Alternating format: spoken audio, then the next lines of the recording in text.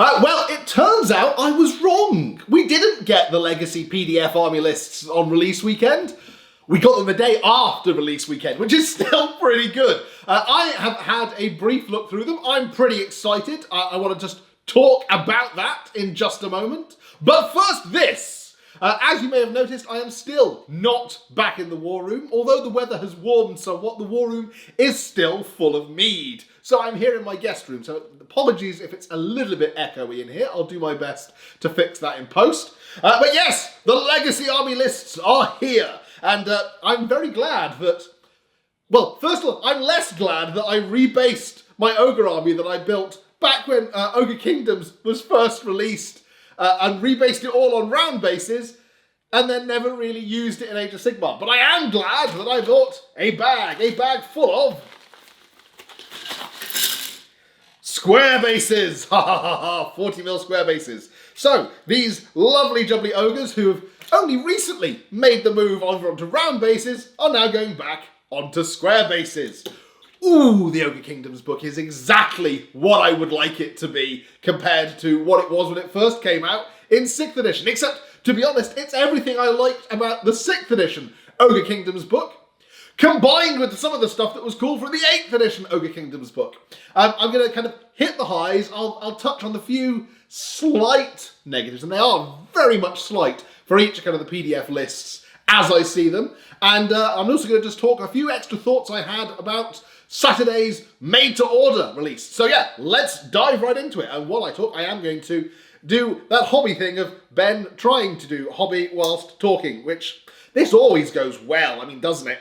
Oh, come off the base. Let go of the round, come to the square side. Yay!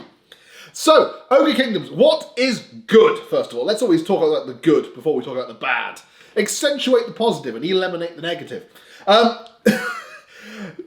Everything has impact hits. Not only that, everything has impact hits, and characters have, like, multiple impact hits. Like, yeah, okay, your average Ogre Bull does an impact hit. Your Ogre Tyrant or Bruiser does 2 impact hits. That's a really cool change. That's something that they didn't have in the earlier editions. But what else? Previously, the strength of the impact hits was kind of determined by the ranks of ogres that you have behind you.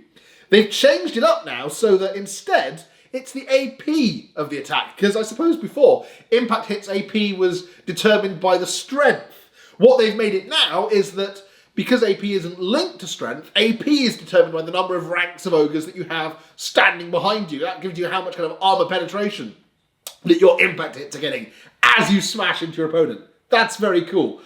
You need some glue. The other things that are pretty cool. We've only got 2 spells from the Ogre Magic. I'll say this now, that is a little disappointing, but to be honest, almost every other army only got a couple of spells, so it kind of makes sense in its way. But the way in which they have done those 2 spells is very cool. Toothcracker, being able to give extra toughness to your models. Extra toughness means a lot, I have learned during my practice game of Warhammer the Old World. So being able to go, yeah, these guys were tough, but now they're even tougher. That's pretty cool. You just stick there.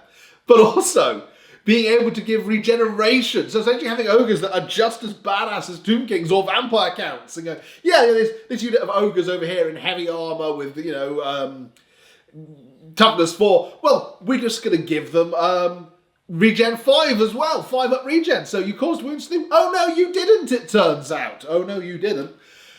Don't do that again. What else is cool? The Iron Fist. I'm a little confused with the way they've worded this. I get the principle of what they were trying to do. So the Iron Fist is extra attack and then requires 2 hands to use. But it's only 1 hand. So why it requires 2 hands to use, I don't know. I think the answer is it requires 2 hands because you've got your hand weapon and that, but you don't get 2 attacks for having 2 hand weapons because it comes with the extra attack rule. It feels like it would have been simpler to have simply gone, this is a shield that is also an extra hand weapon. So here you are, here's your hand weapon, here is your extra hand weapon, here is your hand weapon and your extra hand weapon. Go forth and pulverize, my son.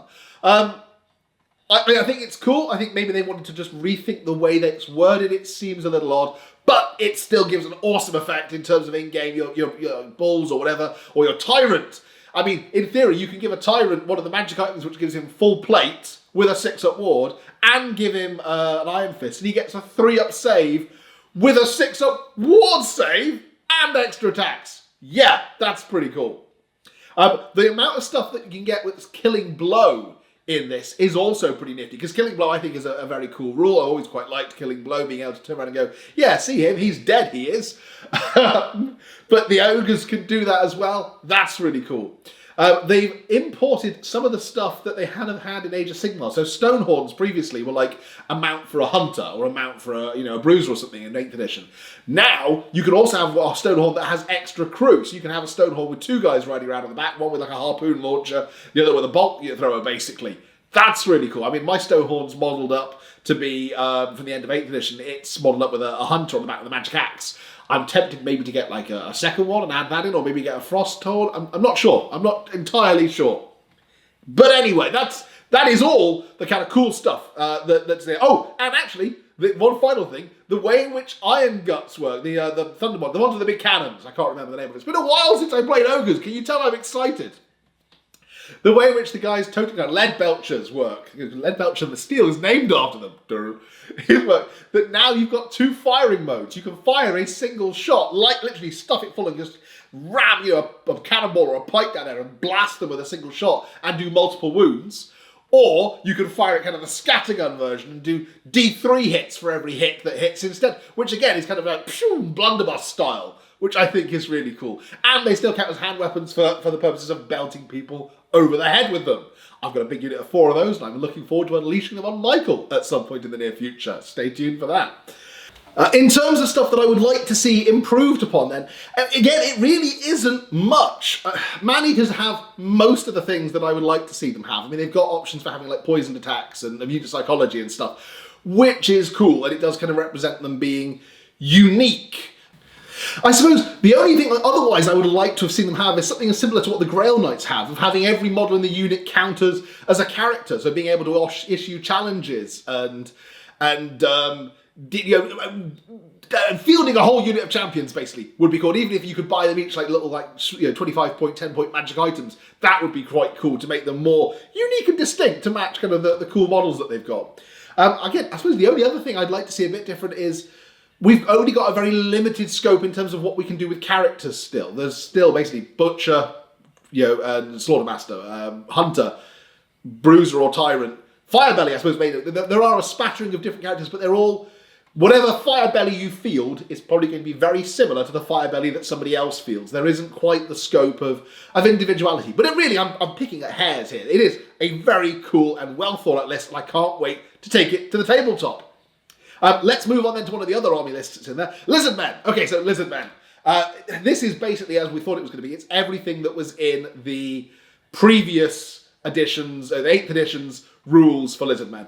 We've got, your Saurus Oldblood on Carnosaur. We've got, Skink Shaman on Troglodyte. We've got the Stegodons in there with the Weapon of the Gods on top. We've got Croxigors being able to charge through units of skirmishing skinks, which I think is really cool. It kind of hails back to those mixed units that they used to have back in the 5th edition of a unit of skinks with a Croxidor perched in the back of them. I'm going to start on another ogre while we talk.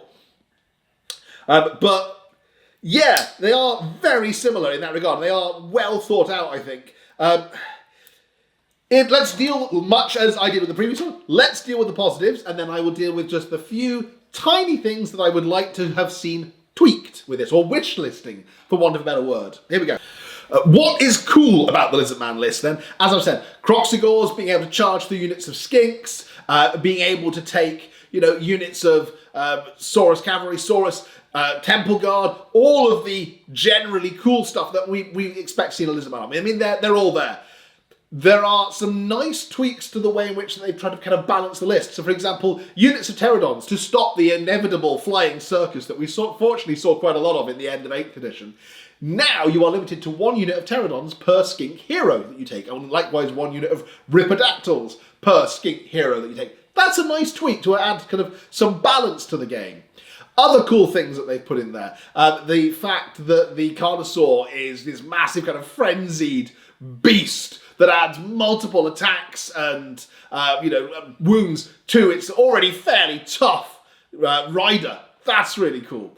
The kind of different slan contemplations that you can have. So you can take all these different ways of kind of thinking about the universe for the slans. That's an interesting and fairly new, unless I missed something from 8th edition, fairly new way of doing Lizardmen. All of these are things that I'm genuinely very happy to see, and I know I've been chatting to somebody recently who's been working on Lizardmen. I mean, I hope he is pleased with what is there. I am sufficiently kind of, yeah, okay, that's a cool list about it, that it didn't cause me to have what I feared would happen, which would have me go, oh my god, all those amazing new Lizardmen models they did for Age of Sigmar. Now I'm going to have to buy those and do a Lizardman army because this is just too good not to do. It is not, I would say, at first glance at least, and maybe I'm wrong, let me know in the comments if I am, it is not at first glance as good as it perhaps could have been. And here are the slight niggly things that I would have perhaps liked to have seen different that would have made it even cooler. So first thing, this is wish listing. There was no way they were going to do this. They wouldn't do it for any of the other armies. There was no way they were going to do this. But the cool new dinosaurs that they released for Seraphon, the Agrodons and the Death Chickens, I would have loved to have seen those get. I mean, even just make them like crested cold ones for the skinks, like they had in the Southlands list, like the Teachy Weechies Riders had from 5th edition. I would have loved to have seen the rules for the Death Chickens so that you could have units of skinks riding around on cold ones, because that's not there. Likewise, the Agrodons, having them as being a beefier, badass version of, like the Demigryph Knights, basically, for Empire, a more heavy cavalry version of Swords of Cavalry. So you have 3 different kinds of cavalry army. You have Death Chickens, Cold Ones, and the Agrodons. That would have been really cool. Instead, what I guess is going to happen is I don't expect them to, unless there's something I'm missing, I don't expect them to release rules for those. So maybe you could just use the Agrodons or the Death Chickens converted as your Saurus Cav, who knows. But the other 2 things that I would have liked to have seen, and again, this just comes down to flavour, really. This is the stuff where I suppose if they were to release a Arcane Journal, flavour pamphlet, for the Lizardmen, this is what I would expect to see there. Saurus spawnings. It would have been a simple thing to have tucked away at the back of, if you have a unit of Saurus, you can choose what the Saurus spawning is for the army, and it might be that it gives them extra attacks, it might be that it gives them, a beneficial to cold ones, it might be a buff that you can apply to your Saurus in general. That would have been something, just a nice little tweak. It would have been nice to see in there. The other thing is spawnings, slan spawnings. Instead we've got this really kind of cool contemplation thing for the slan, but it would have been quite nice to have seen them go, yeah, we're going to do a callback to kind of the different generations of slan that we had in previous rules, so that you can go, yeah, this is a second generation. You can use the Lord Croak model or something and use him as a first generation spawning of the slan or whatever. Or you could use a version of the slan and say this is a second generation slan, so he's got extra awesome cool rules and costs half my points, like you used to be able to do with Lizardmen. I'm just trying very hard not to cut myself with this. Use the cutting mat. That's what it's there for, Ben. But those are, I would say, very minor niggles with what is otherwise a solid army list. And like I said, there's some nice touches and tweaks in there. Unless I've missed them in there, Chameleon Skinks. I may have just, I read these very fast, and maybe I scrolled past them too quick. Chameleon Skinks used to be a thing, and I don't see them in there unless I have blinked and missed them. I'm going to go back and read them again later this evening. I just wanted to get my excited gibberings out now while they're still fresh in my mind. But it would have been nice to see the Chameleon Skink rules back. There we go. Let's keep going then, because otherwise I'm never going to get all these covered. Dark Elves. Dark Elves. Oh. So they've got everything that is in the Dark Elf range at the moment in Age of Sigmar. I think it's basically everything that was in the Dark Elf range as of the end of 8th edition. So there is very little to complain about in that regard. And yet here I go. So I've got a Dark Elf army and I like my Dark Elves, and having played a practice game against Michael's High Elves on Saturday, I was kind of like very impressed with the way the High Elf rules work. They are, I would say that maybe this is me just projecting, having taken them on and been subjected to repeated beatings by them on Saturday. I would say that High Elves are probably one of the strongest armies at the moment in Warhammer the Old World. That's based purely on having read the books and played a single game. I'm not giving any more foundational evidence to it than that. I don't feel like Dark Elves necessarily match up to their Asuryani cousins. So on the face of it, we've got dreadlords, we've got sorceresses, we've got assassins, we've got beastmasters, we've got all kinds of cool stuff that lets you do some funky stuff with Dark Elves. And then we've got our Citadel Guard, who can be armed with spears or they can be armed with crossbows. We've got every unit that you could want. We've got executioners with Killing Blow. Everything you could want is there. Their unique army-wide special rule is the Murderous rule that lets them reroll wands, provided they are armed with a single close combat weapon. So that means that actually, those armed with great weapons don't get to reroll wands. Those armed with halberds don't get to reroll wands. Those armed with two-hand weapons don't get to reroll wands. Those armed with lances don't get to. You start to see, this is an army-wide rule that, as far as I can tell, most of the army doesn't get to use. Which seems a bit of a shame. It's like, if they turned around to the High Elf army and went, yeah, sure, all these cool rules you've got, oh, but by the way, you can't use them. Don't expect to actually be able to use them, but we've written them in the book. Yeah, it even down to little things like it would have been nice to be able to go, okay, Dark Elves with spears and crossbows. Let's mix ranks. Let's do what they used to be able to do. Have a rank of crossbowmen at the front and a rank of spearmen fighting over their shoulder. That would be a cool use of kind of the Dark Elf City Guard rules that we used to have back in 5th edition, brought forward to the old world, or brought backwards to the old world. I mean, even down to, and there's no reason why Dark Elf City Guard should be any better or worse than High Elf Citizen Levy. In fact, I would argue maybe they should be a little bit better because they're more scared of their bosses than the Citizen Levy, but whatever. High Elf Citizen Levy, archers and spearmen can form detachments. They can use exactly the same detachment rules that Empire have been able to use for time gone by. Dark Elves don't get that option. So they don't have the option to even, never mind they can't have a unit that's mixed and matched with spears supporting over the shoulder of crossbows, they can't even have a unit of crossbowmen supporting a unit of spearmen and having, stand and shoot reactions to support the spearmen like their High Elf cousins. It is, in all respects, unfortunately, a worse version of the High Elf list, and that is just genuinely disappointing. They renamed the Witch King, and now they've toned down his army. I'm just a little bit disappointed. I'm not going to say any more about Dark Elves than that. I was really excited to use my Dark Elves in the old world. Now I think they're probably going to stay relegated to 5th and 6th edition games. Fair enough. Let's move on. Skaven! Okay, so Skaven, again, they have everything that they had in 8th edition. You've got the Hell Pit Abomination, you've got Doom Wheels, you've got Screaming Bells, you've got all the war machines under the sun, you've got Rat Ogres, everything you could possibly want Skaven-y, they have. I think the only thing actually they don't have that they had access to at the end times was the Storm Fiends, and they've gotten rid of those, which, yeah, I think to be honest, those felt a little bit much like they were too overpowered. Let those stay in Age of Sigmar. Let's have a Skaven army on square bases, skitching around and squeaking. Let's deal with the cool things, the things that I am very pleased with. You can absolutely theme your army towards one of the different kind of great clans if you want to. So what I talked about in my narrative armies battle report, as long as you don't mind having some units of clan rats in there, you can absolutely theme the rest of your army around one of the great clans. You can take loads of Night Runners, you can take loads of Plague Monks, you can take loads of stuff that lets you theme your army to fit how you want to play it.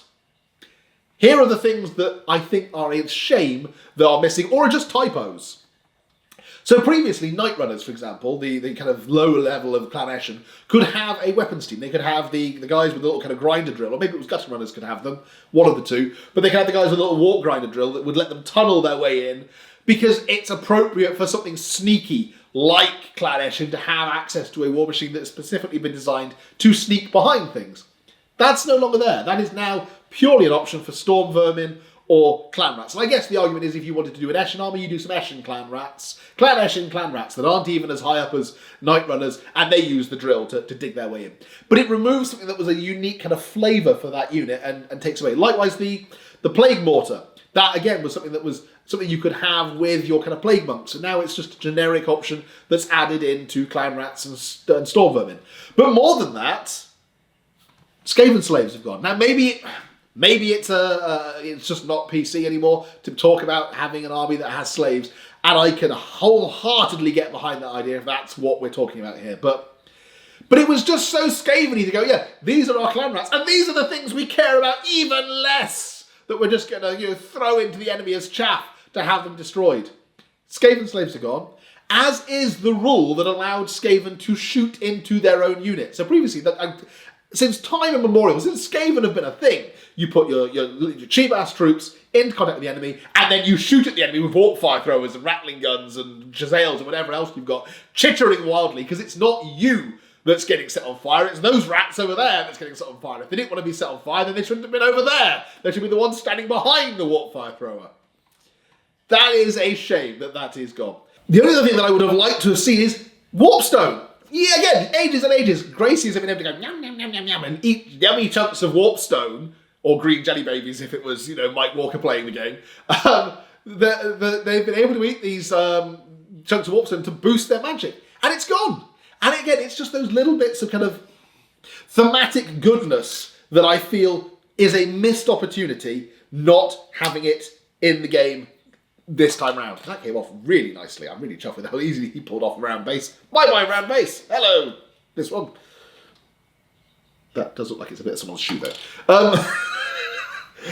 Let's keep going. What have I done? Okay, I'm going to kind of skip over Chaos Dwarves and Chaos Demons to a degree. Because Chaos Dwarves, well, we haven't had a proper Chaos Dwarf army list apart from the one that was in the Forge World books since 5th edition. Suffice to say, there are some nice things. It's nice to see the Hobgoblins in Chaos Dwarves. They've tried to make the Chaos Dwarf army list fit anybody who has a very, very old Chaos Dwarf list or who has a Forge World Chaos Dwarf list. Whichever one you have, or if you have both, this list will cater to you, which is good. But I want to talk about Chaos Demons. It was certainly surprising to me that they don't have the option to ally with any other army. In particular, Beastmen and Chaos Warriors, you can't have allied Chaos Demons. And likewise, I guess that means that there's no way now of having Beastmen or Chaos Warrior armies with demons in. My dreams of having a unit of Fleshhounds rampaging around after my Doom Bull are long gone. Not quite sure why that is. If it was, again, maybe it was a typo that they intended to put the allies in there and just forgot or ran out of space. But that is a shame. Want to talk about, I think the only one that's left, vampire counts. So, again, you may have guessed from my previous videos, I have a huge undead army. I'm in the middle of building skeleton horsemen out of my Warhammer the Old World box. I'm not building them as specifically Khemri, I'm building them as generic skeleton horsemen, so I can use them with my 4th edition undead army book, because I love it that much. So I had high hopes about what we were going to get for the undead book. And again, much like my enthusiasm with the ogres, most of what I'm going to say about the undead army is it's really good. The vampire counts army it's really good. There are a few small niggles that I'll deal with at the end. Let's deal with the positive first. Okay, so every kind of thing that you had in 8th edition is there. You've got the Mortis Engine, the Coven Throne, the Blood Knights, the Vargheists, the Varghulfs, the Crypt Horrors, every possible kind of undead troop type that even looked at a Gothic horror novel is featured in this army. You want to build, and I could build any number of lists. The Strigoi Ghoul King is in there, and even you can build a slightly more kind of thematic Strigoi list if you have a Strigoi. You can have units of like Vargheists and Terrorgeists as special choices. So they've tried to put what almost feels like an arcane journal into the list just by including the Strigoi Ghoul King as an option. He even has different kind of options in terms of vampiric powers and magic items, which is cool. And in particular, having played Strigoi recently in a 6th edition tournament, being able to take magic items on a Strigoi is really cool. I am very happy generally with the way in which they have ported this over. There is all manner of ways in which you can build your army, and it seems as though they've put quite a bit of thought into even kind of thematic narrative elements about stuff like raising the dead. It always seemed odd to me that you, don't get me wrong, I like doing it, but it always seemed odd to me that you could raise both skeletons and zombies from a battlefield with your kind of raise the dead spells or invocation of the heck or whatever they chose to call it in whichever edition of the game you were playing. I always kind of felt like the skeletons, maybe it was raising dead bodies that were long buried under the ground, not the recently dead, whereas zombies were the casualties that had happened in combat. They've changed it now so that literally the raise the dead spell is just raising the newly dead. It's raising zombie units up, which is cool because it's nice to see that sort of dynamic worked in, and particularly to have it focused on the fact that you are raising, like it's described in the books, the enemy are hacking against the skeletons and the ghouls and stuff, and then lo and behold, their own comrades rise up, turn around and start trying to throttle them or stab them with their own weapons. That's really cool. The changes that they've made to stuff like Van Helsing's Macabre or Hellish Vigour, trying to move away from what was a long staple of the game and being able to go, yeah, here's my unit, it moves. And now that it's moved, it's going to charge you. And instead, making it about just making the models themselves more active, giving them more, movement, more weapon skill, and you'd be able to choose what stats you buff. So there's no point if the skeletons are only a few inches away from your opponent, buffing their movement if they're guaranteed to get in with a charge, and instead you can buff their weapon skill and make them better fighters. That's a really cool kind of change. The fact that, again, your army is limited in terms of things like Black Knights and White's Graveguard being core choices if you take a White Lord or some other kind of white character in your character allowance to represent them kind of following an ancient dead king is a really cool touch. It's lovely thematic bits that I am very pleased to see. Even things like including the cast iron ring. So we know obviously at this point the cast iron ring is supposed to be long missing. Manfred searched for it for years before eventually meeting his doom at Helfen. But the fact that you can have the cast iron ring suggesting that somehow it's made its way into the hands of one of the other vampires that are perhaps active at this period. But that it's toned down, so it's not quite as, I kill you, and then I come back with full wounds. It's, you could ignore that last wound you suffered on a 2-up. That's a really kind of nice, not overpowered, but still thematic way of including it. I'm going to deal with it briefly, the couple, and it really is a very... No, that's going to need the clippers. A very small amount of niggle that I have about stuff that they did not do and could perhaps have done that would have made this absolutely... There, I came off. Absolutely awesome. Bloodlines. There are, aside from the Strigoi Ghoul King being in there, and that is, I suppose, because he is a model that comes in the Terrorgeist box, albeit I'm probably going to add more Strigoi stuff to the army that I took for the 6th edition event based on all the lovely Flesh Eater Court models that are coming out, like the guy with wings and stuff. But not having anything to represent blood dragons, not having anything to represent necroarchers, it would have been a work of minutes to go, here is some one-page rules that go, these are what the different bloodlines are. So your vampire thrall or your vampire count could be one of these different flavours of vampire. And they could have even deliberately left Von Carstein out to represent the fact that most of that dynasty were dead or in hiding at this point. That would have been a nice touch. But yeah, instead, there's just vampires. And what flavour vampires are they? They come in two. We've got both kinds, country and western. That is it feels like a missed opportunity. I may well do some fan-made rules for those at some point and trial them out and see how they do. And well, I'm sure the community as a whole, as Rick Priestley would have us, step up and write our own stuff if the stuff that we want isn't there. The only other thing, really, that kind of struck me as a bit, is the opportunity, again, to add in stuff like, okay, you can mount your vampire on a Terrorgeist, you can mount your vampire on a zombie dragon, on an Abyssal Terror. Let's have a Necromancer or a Manticore. I mean, I know you don't sell a model of it, but you don't sell models of a lot of the stuff that's in there. Let's have a Necromancer or a Manticore so I can make Dieter Hellschnicht for this era, because he was actually kind of active in the area immediately prior to this. Let's have a Vampire Lord. There are two flavours of vampire, Count and Thrall. And the Count stat line, they have tried to kind of cut down on the hero hammer, I think, in this edition, because almost every general level character is of a level in terms of a Bretonnian king, duke, is not that different in power to a Vampire Lord. And they should be. I mean, a Vampire Count. There ought to be a Vampire Plus. There ought to be, okay, you want to really take it to them. Here is a Vampire Lord. He's weapon skill 8, he's got toughness and strength 7, and he's just a walking death. Not there. So instead what we have is a Vampire Count, who is a somewhat less fearful prospect compared to what they have been in previous editions. All that being said, I love what they've done with this. I love that they've actually play-tested this stuff and that we can hopefully have some degree of confidence that when we take this stuff to the tabletop, it will do well against the armies that are in Ravening Hordes and Forces of Fantasy. I intend to test that pretty much as soon as I've got these ogres rebased and I can get time in for a game with Michael. Likewise, my undead, my vampire counts, I'm going to be playing around with some lists for that this evening. Let me know in the comments below anything that you are going to be trying out for these. If there's a particular one of these that you are particularly enthused by, or if you're less thrilled and you wish that they were different in some way, I'd like to hear your views. I want to talk just briefly now before I shut up and move on and go and finish gluing these ogres down on square bases. I've had some more thoughts about the Made to Order. So I already went, yeah, well, Marauder Giant, yes, this is great.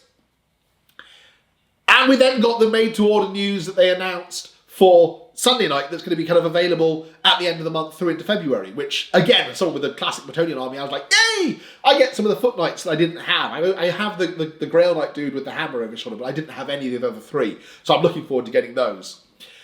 Some stuff that surprised me, though, that I thought we would see on that made-to-order, and we have not. For example, from the Khemri side of thing, the Khemrian Queen model. I don't know if the Calendar, I don't know if that is because she's going to get re-released in general for the army. Like when they release all kind of the different metals and stuff that they're talking about releasing for it, does that mean that she will just get released as a Tomb King model? Because she has a gorgeous sculpt. Will you just be able to take her as a Tomb King? Or are they not releasing her? I don't know. Is it because she's a special character and they decided that they don't want her to be part of their Cetra kind of centric narrative? I don't know. That surprised me. The other thing that I suppose surprised me is that they announced that things like the Bretonnian Lord with the axe over his shoulder and the one with the dragon lance and the Bretonnian metal battle standard bearer, the metal standard bearer maybe less so, but the other two are made to order. And I thought those would be genuinely returning to the range because otherwise, in terms of like Bretonnian Dukes on horseback model, you are fairly limited on what you've got unless they plan on releasing a new plastic or resin Bretonnian character on horse model that we have not yet seen. Who knows? But what it also got me thinking about is what, therefore, made-to-orders we might see that they have not yet announced. So, for example, the Orc stuff, there was a great big long list of stuff that's coming, and they also hinted at, some other made-to-order stuff that we don't yet necessarily know about. Amongst the stuff that is just generically coming back to the Orc range is stuff like classic ogres. Well, that's great. I mean, I'm somebody who's building an ogre army under square bases as we talk. That's great. But also, when they say classic ogres, I'm assuming they don't mean these, because you can still buy these. So, what do they mean? Which ogres are they talking about? Are we talking about like the 1993 Michael Perry ogres with kind of that appeared in the Orcs and Goblin range, which would seem appropriate? The guy with the eye patch and the banner, the guy with the giant spiked gauntlet, the guy with the huge double-handed club. That would be cool. I'd love to get my hands on those for less than the cost of my left foot. But are they talking older? Are we talking something like the Jez Goodwin 85 Marauder Ogres? That would be gorgeous if they did those as a re-release. But also, why are they releasing ogres as part of the generic Orc and Goblin range? Because they do not feature at the moment in the Ravening Horde's Orc list. I can only assume one of two things. Either, when we get the Arcane Journal for Orcs, it will include the option to take ogres, and they will be an additional entry that were not featured in Ravening Hordes because they hadn't released metal models at that point. They didn't want to confuse them with the Ogre Kingdoms ones. Or are they the first of a mercenary unit? Because we've got this whole section in the books about mercenaries, but we don't yet have specific kind of mercenary units. So will the classic ogres that get released be a mercenary option that is then available both to the Orc and Goblin army, but to other armies as well, like the Empire? That would be very, very cool. The second thing that it got me thinking about is, okay, I had kind of given up the ghost on getting my hands on something like the really gorgeous metal Dwarven Longbeards, like the guy with the pipe, who are all kind of leaning on their staffs, because we've got the plastic Longbeard kit, and therefore I thought, well, okay, we're not gonna see those. Given that we have now got stuff like the Marauder Giant coming back, and the I think it was Ali Morrison that did it was Des Goodwin, or Big Uns. The fact that those are coming back means that everything is open as far as I'm concerned.